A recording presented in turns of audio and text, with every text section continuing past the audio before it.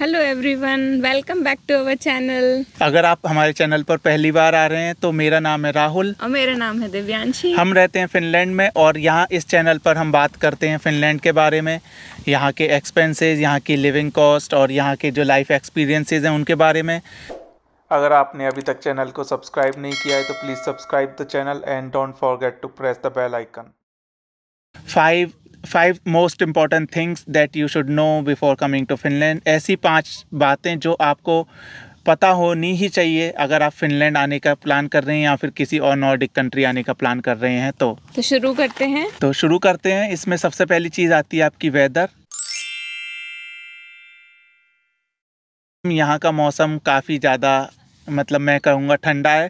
ज़्यादातर लोगों को ये पहले से पता होगा, लेकिन जिनको नहीं पता है उनके लिए हम बता देते हैं कि यहाँ पर 8 से 9 महीने विंटर रहती है और बाकी के 3 महीने जो रहता है वो गर्मी और बरसात इस टाइप का मौसम रहता है। तो गर्मी जो एक्सट्रीम गर्मी होगी वो आपकी 1 महीने के बराबर ही होगी, उससे ज़्यादा गर्मी नहीं पड़ती है यहाँ पर। उसके अलावा जो 1-2 महीने होते हैं उनमें बारिश होती रहती है, थोड़ा टेम्परेचर अप डाउन होता रहता है। और बाकी जो सितंबर टू मई तक का महीने होते हैं उनमें आपकी विंटर होती है। टेम्परेचर 10 डिग्री से नीचे रहता है और कभी कभी 10 से ऊपर आता है जब सनराइज़ होता है और ज़्यादा धूप निकलती है। लेकिन वेदर का यहाँ पर क्या इम्पैक्ट है आपकी मंथली एक्सपेंसेस पर और सारी चीज़ों पर कि अभी अगस्त का महीना चल रहा है, सितंबर में हम ऐसे नहीं बैठ पाएंगे। ये भी आज धूप 2 हफ्ते के बाद निकली है, 2 हफ्ते से बारिश हो रही थी तो हम जैकेट के साथ ही निकल रहे थे। इसके पास अभी जैकेट रखी हुई है, पता नहीं कब ठंड हो जाए, कब हवा चलने लगे, कब बारिश हो जाए, तो इसीलिए हम प्रिकॉशन के लिए हमेशा इस मंथ में अगस्त के बाद हमेशा अपने पास जैकेट और रेनकोट रखते हैं।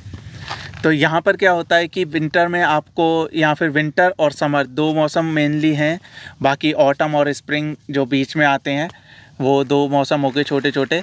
लेकिन यहाँ पर जो मेनली मौसम के अकॉर्डिंग आपको चीज़ें ख़रीदनी होती हैं वो हैं 2 टाइप के। आपको एटलीस्ट शूज़ ख़रीदने होंगे जो कि समर शूज़ और विंटर शूज़। जो कि विंटर शूज़ जिनमें नीचे स्पाइक्स आते हैं वो वाले भी आप ले सकते हैं, बाकी और भी अच्छी क्वालिटी के शूज़ आते हैं। और बल्कि हम तो कहेंगे कि अगर यहाँ पर आप विंटर में नहीं आए हैं, लेट से स्नोफॉल नहीं हुआ है अभी तक, तो आप विंटर शूज़ ना खरीदें, यहीं आके खरीदें, क्योंकि यहाँ पर अच्छे और यहाँ के लिए कंपेटेबल और डिस्काउंटेड रेट में मिल जाते हैं। हमने तो यहीं पर आकर खरीदे थे क्योंकि इंडिया में बहुत एक्सपेंसिव थे आने से पहले। और उसके बाद आपकी कोई रेंज नहीं अगर आप ब्रांडेड चीज़ों पर जाते हैं।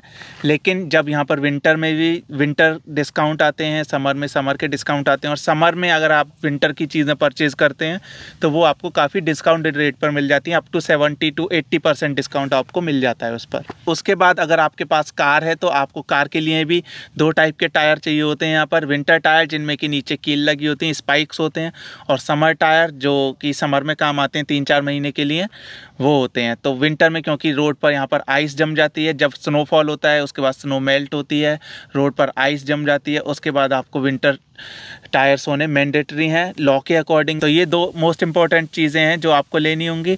उसके बाद आती है एक्सट्रीम विंटर। यहाँ पर -30 to -35 तक भी कभी कभी चला जाता है टेम्परेचर। तो उसके लिए आपको एक्सट्रीम विंटर जैकेट लेनी होती हैं, जो कि मैं इंडिया से नहीं लेकर आया था क्योंकि वहाँ पर इतनी अच्छी जैकेट नहीं मिलती हैं, इतनी ठंड होती ही नहीं है वहाँ पर। मेनली डिकैथलन एक स्टोर है जहाँ पर आप हाइकिंग की जैकेट ख़रीद सकते हैं जो टेम्परेचर के अकॉर्डिंग सेल करते हैं। तो वहाँ पर जो सबसे अच्छी जैकेट मुझे मिली थी वो -10 डिग्री टेम्परेचर को सर्वाइव करने के लिए मिली थी, और -10 वाली -20 में भी काम नहीं करती है। तो लेकिन अगर आप इंडिया से या कहीं और से आ रहे हैं तो आपको वो विंटर जैकेट अगर नहीं मिलती है तो टेंशन ना लें, क्योंकि वहाँ पर जितने प्राइस आप पे करेंगे उससे कम में ही आपको यहाँ पर एक्सट्रीम विंटर की जैकेट मिल जाएगी। अब तो ये है कि हम बल्कि इंडिया में जो हमारे लोग रहते हैं, हमारे रिलेटिव्स रहते हैं, उनके लिए हम जैकेट यहाँ से लेके जाते हैं, क्योंकि यहाँ पर जैकेट सस्ती है इंडिया से, सस्ती है और अच्छी है, स्टाइलिश है और यहाँ के अकॉर्डिंग बहुत अच्छी है। तो वो सारी डिफरेंसेस आ जाते हैं। और जैकेट के प्राइस अगर मैं बात करूँ तो वो 20 to 30 यूरो से स्टार्ट होते हैं। और इस साल हमें फील हुआ, कभी हमने सोचा भी नहीं था कि हमें फिनलैंड में भी फ़ैन की या एसी की ज़रूरत पड़ेगी, लेकिन यहाँ पर समर में 30 डिग्री तक जब टेम्परेचर गया तो इतनी ज़्यादा गर्मी लगी घर में, क्योंकि घर में सारी विंडो क्लोज होती हैं, कोई भी वेंटिलेशन इतना ज़्यादा नहीं होता, लेकिन वो ज़्यादा महंगा नहीं आता। 20, 30, 50 यूरो तक आप अच्छा खासा फ़ैन ले सकते हैं। तो 10 यूरो से स्टार्ट होता है और डिपेंडिंग ऑन योर चॉइस और बजट वो आप डिसाइड कर सकते हैं। सेकेंड चीज़ आती है यहाँ पर एक्सपेंसिव थिंग्स। तो अगर आप फिनलैंड का कंपैरिजन अदर यूरोप की कंट्रीज से भी करेंगे तो Finland is the one of the most expensive country in Europe. So यहाँ पर आपकी चीज़ें जो हैं वो अदर कंट्रीज से भी 20% और 30% तक महंगी हैं। उसका रीज़न ये है कि ये काफ़ी सारी ज़्यादातर चीज़ें इंपोर्ट करते हैं और मैन्युफैक्चरिंग नहीं करते हैं, तो उस पर काफ़ी सारे टैक्सेस लग जाते हैं, बाहर से इंपोर्ट ड्यूटी लगती है, काफ़ी सारी चीज़ें हैं जो अप्लाई होने के बाद आपकी चीज़ें महंगी हो जाती हैं। लेट से आप जर्मनी से यहाँ आ रहे हैं तो आपको तो प्राइसेस में बहुत डिफरेंस पता चलेगा, तो वो चीज़ें भी आपको पता होनी चाहिए कि ये एक्सपेंसिव कंट्री है और यहाँ पर सब कुछ टैक्स से ही चलता है, सारी इकॉनमी ही टैक्स पर डिपेंडेंट है। और अगर आप अदर कंट्रीज से कंपैरिजन करते हैं यूएस कनाडा से, तो उससे तो काफ़ी ज़्यादा महंगी है।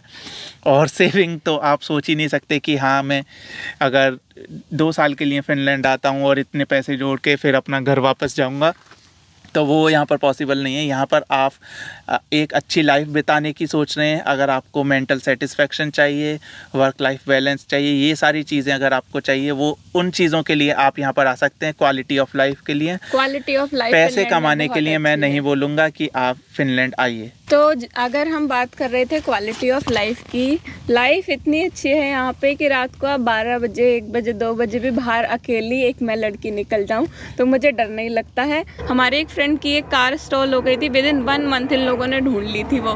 तो इतना सब कुछ अच्छा है यहाँ पे, तो quality of life of course है यहाँ पे। पहली बात तो कार चोरी ही नहीं होती हैं तो वो मिल जाती हैं। ऐसा बहुत ही कम होता है कि कार ना मिले।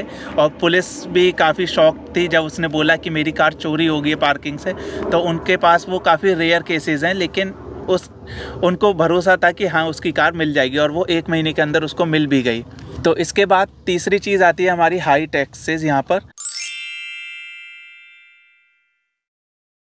तो टैक्स में मैं यहाँ पर 2 पार्ट में डिवाइड करूँगा उसको। एक तो आपका हो गया इनकम टैक्स, बाकी दूसरा पार्ट होगा आपका मैंडेटरी सोशल कंट्रीब्यूशन, जिसमें कि आपके हेल्थ इंश्योरेंस होता है, पेंशन होती है, और एक तीसरी चीज़ और होती है अनएम्प्लॉयमेंट इंश्योरेंस, जो कि हमें इंडिया में हमने नहीं देखा था। वहाँ पे मैंने बाद में सर्च किया तो वहाँ पर भी होता है अनएम्प्लॉयमेंट इंश्योरेंस, लेकिन वो काफ़ी लोगों को पता नहीं होता है। तो वो सारी चीज़ें यहाँ पर हैं। तो अनएम्प्लॉयमेंट इंश्योरेंस में आपका कवर होता है कि अगर आपकी जॉब चली जाती है तो वो आपको 1 साल तक आपकी जितनी सैलरी थी उसके अकॉर्डिंग 70 to 80% आपकी सैलरी आपको मिलती है अगर आपको नई जॉब नहीं मिलती है जब तक।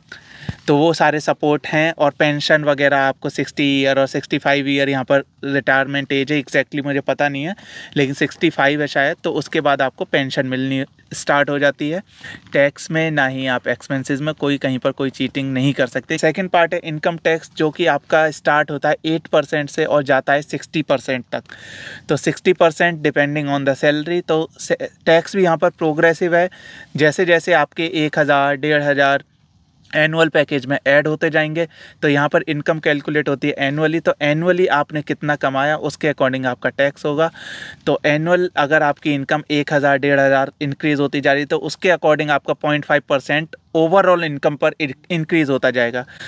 तो एक पॉइंट ऐसा आता है जहाँ पर आपकी इनकम 10 यूरो ही बढ़ी, लेकिन आपका ओवरऑल टैक्स जो था वो आपका 300 यूरो बढ़ गया। ऐसा मेरे साथ हुआ है लास्ट मंथ, तो उसको मैं मैनेज करने की कोशिश कर रहा हूँ।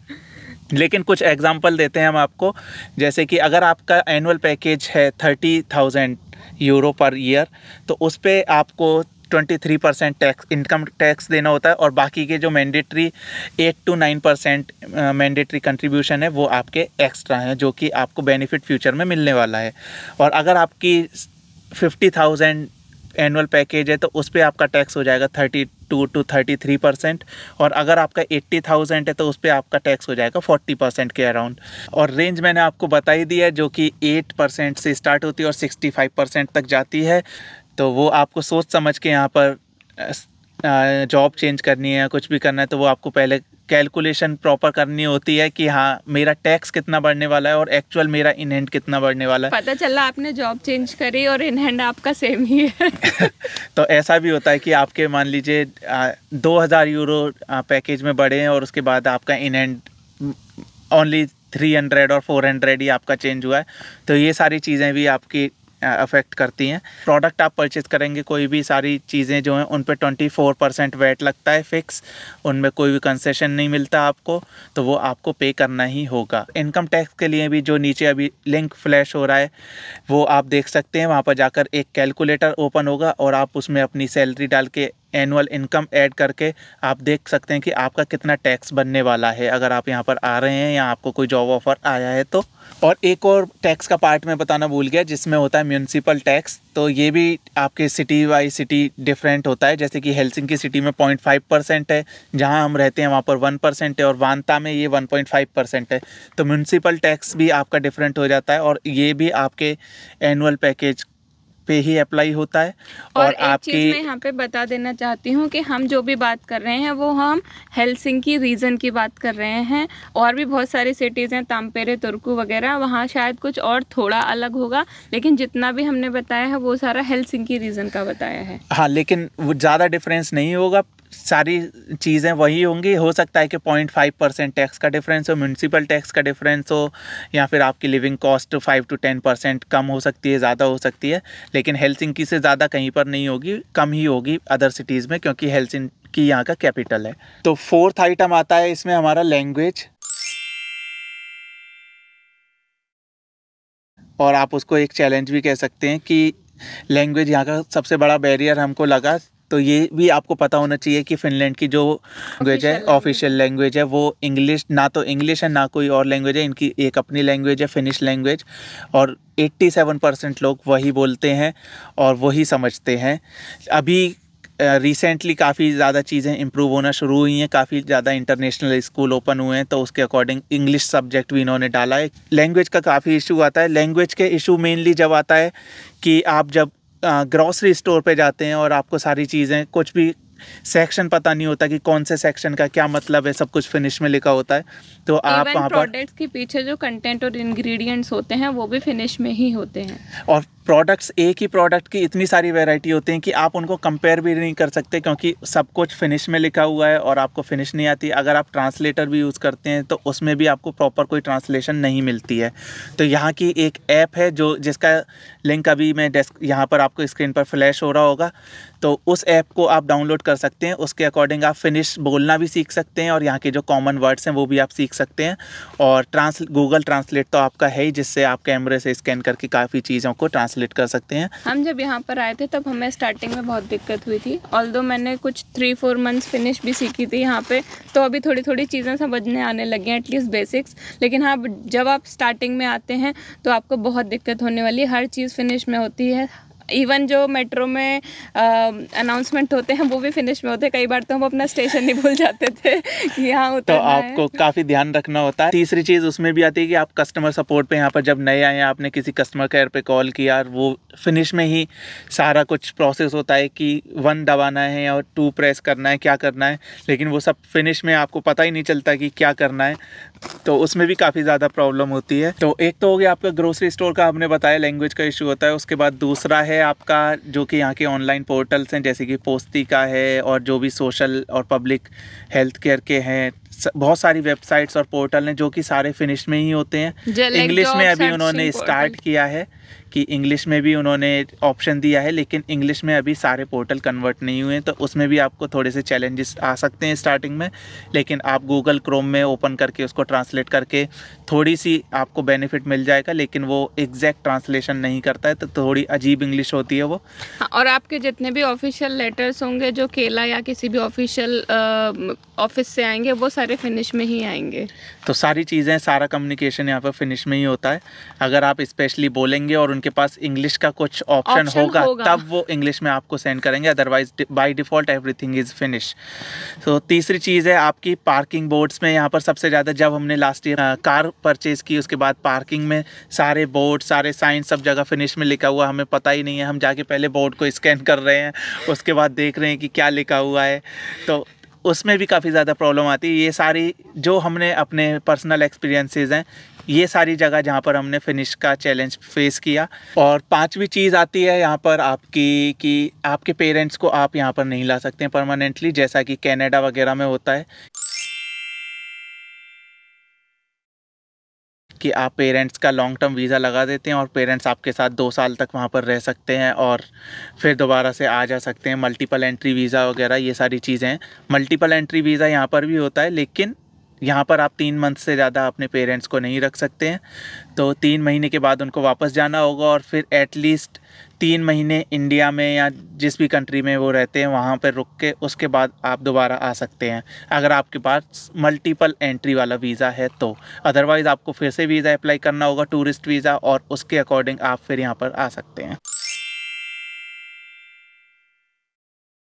और एक और ऑप्शनल चीज़ मैं आपको बता देता हूँ जो कि हमारा एक्सपीरियंस था काफ़ी ज़्यादा, कि जब यहाँ पर हम बाहर जाते हैं तो फूड और जो भी टेस्ट है यहाँ का काफ़ी डिफरेंट है। और ज़्यादातर लोग नॉन वेजिटेरियन ही, ज़्यादातर नहीं 99%, और कुछ लोग अभी वीगन हो गए हैं जो कि नॉन वेज नहीं खाते और जो मिल्क भी नहीं लेते, उनको वीगन बोलते हैं। लेकिन टेस्ट और फूड जो यहाँ का काफ़ी डिफरेंट है। तो अगर आपको अपना ऑथेंटिक फूड चाहिए अपनी कंट्री का, या जैसा आप घर पे खाते हैं, तो वो आपको खुद ही बनाना होगा। और यहाँ पर आपको कोई हेल्प नहीं मिलेगी, कोई मेड नहीं मिलेगी, कोई क्लीनर नहीं मिलेगा, और मिलेगा तो वो आपको इतनी सैलरी पे करनी होगी जितनी कि आपकी सैलरी है। तो उनके पर आवर के चार्जेस होते हैं, तो काफ़ी ज़्यादा कॉस्टली है। इससे अच्छा लोग खुद ही कर लेते हैं और धीरे धीरे सारे कामों में एक्सपर्ट हो जाते हैं, जैसे कि हम हो गए हैं, कुकिंग में भी एक्सपर्ट हो गए हैं अभी। तो जो चीज़ें हम खाते हैं एटलीस्ट वो हम बना लेते हैं अपने, दाल चावल छोले वगैरह जो भी हमारा मन करता है। और जो चीज़ हमें नहीं बनाने की लगता है कि हमें खाना है, तो हम उसको यूट्यूब पे देखते हैं, 1-2 बार ख़राब करते हैं, फिर बनाते हैं।